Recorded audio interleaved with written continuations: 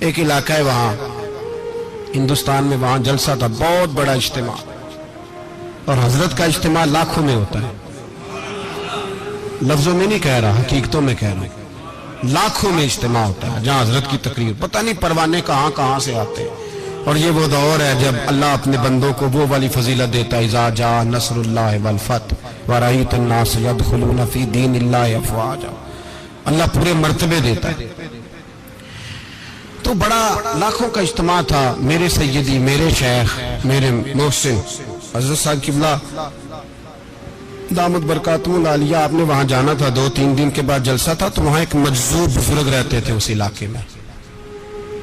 حضرت کا جس دن پروگرام تھا اس سے 2 دن پہلے بابا جی کا انتقال ہو گیا، حضرت کے جانے سے پہلے انتقال کر گئے، اور جب انتقال کر گئے تو ان کا سارا جسم اکڑ گیا اور کٹھا ہو گیا، جس طرح گٹھڑی کٹھی ہو جاتی ہے، پاؤں اوپر کو اٹھ گئے، ہاتھ نیچے آ گئے، گردن آگے ہو گئی، سارا جسم، علماء پریشان، عوام علاقے کی پریشان کہ بابے کو غسل کیسے دیں، اکڑ گیا سارا جسم، کٹھا ہو گیا، اور کل پروگرام بھی ہے، اور ان بزرگوں کو لوگ جانتے تھے کہ یہ مجذوب ہے، حقا سچا مجذوب ہے، لوگ عقیدت مند بھی تھے، راش ہے، عجیب سی آزمائش۔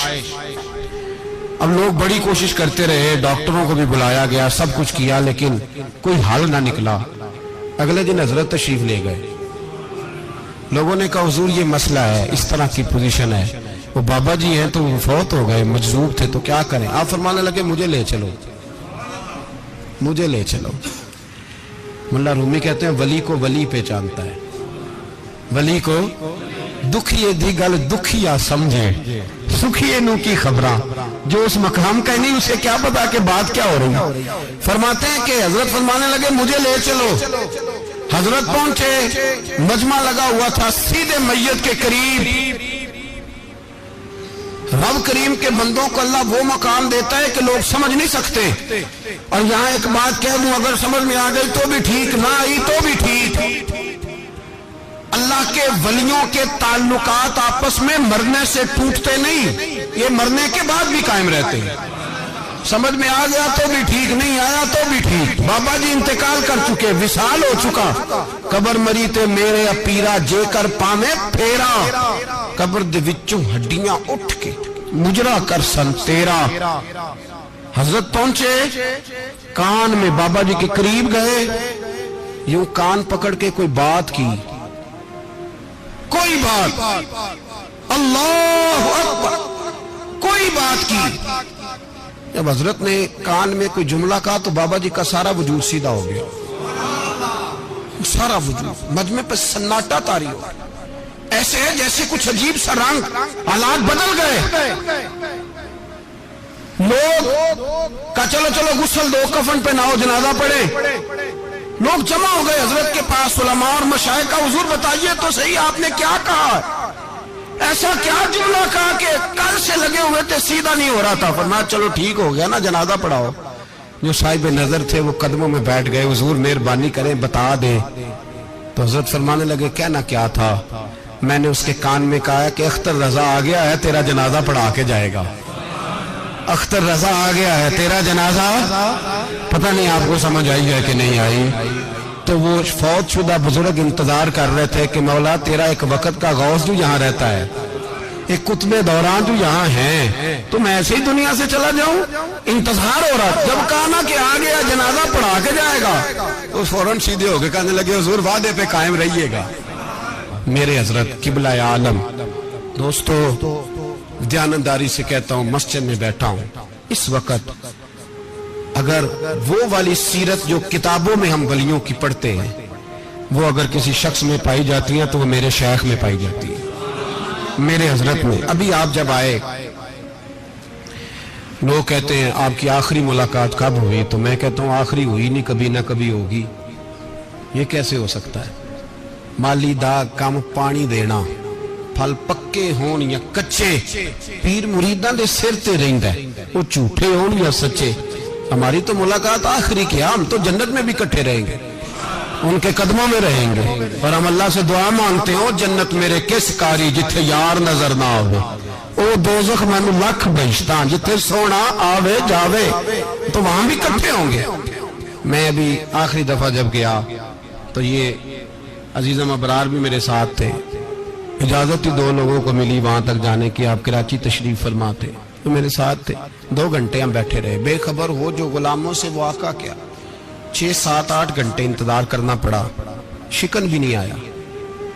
निकाह जी कहते हैं उसे बिठाओ बिठाओ।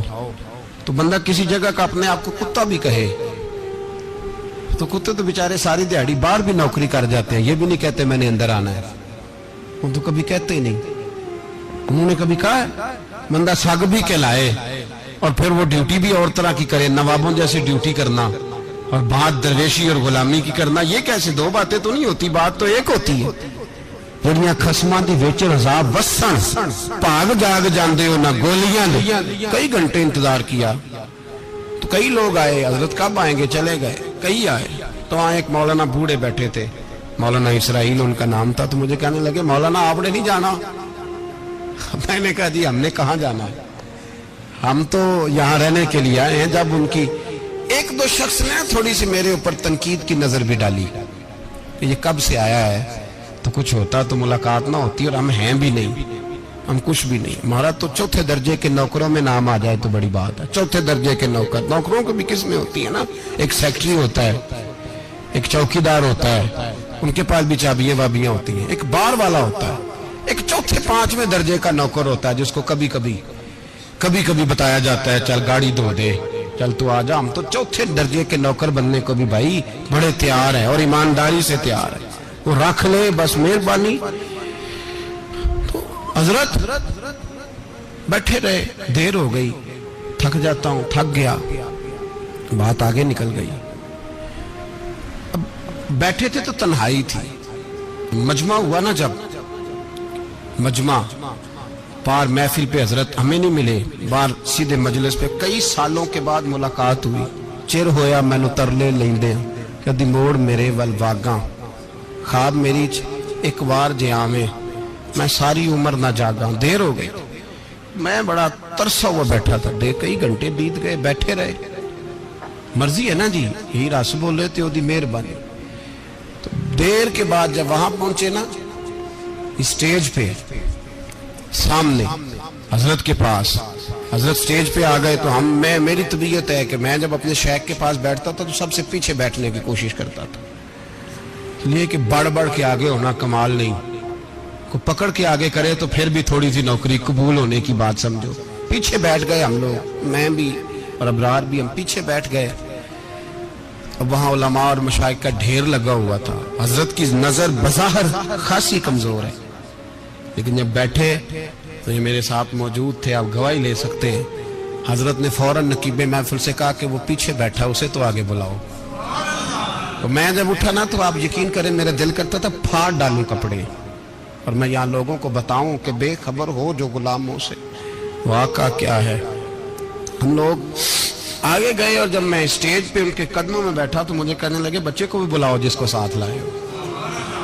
और जब मैं बैठा तो ईमानदारी की बात, मैंने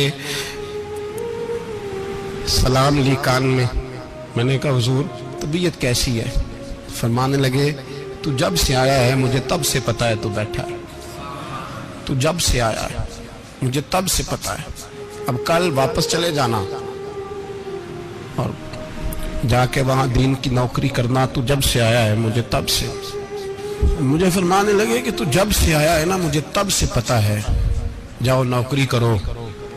और एक जुमला कभी नहीं भूलता, फरमाने लगे मैं तो तुम्हारे साथ ही होता हूँ। बस बात खत्म।